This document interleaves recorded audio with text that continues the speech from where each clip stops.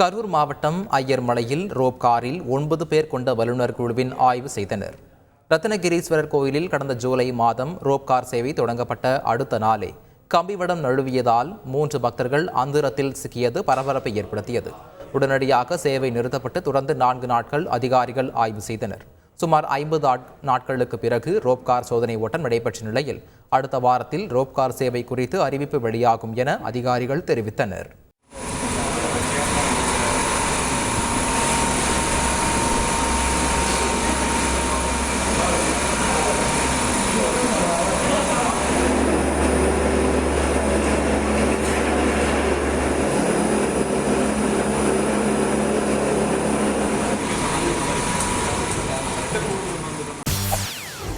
செய்திகளை உடனுக்குடன் தெரிந்து கொள்ள உடனே சப்ஸ்கிரைப் பண்ணுங்க.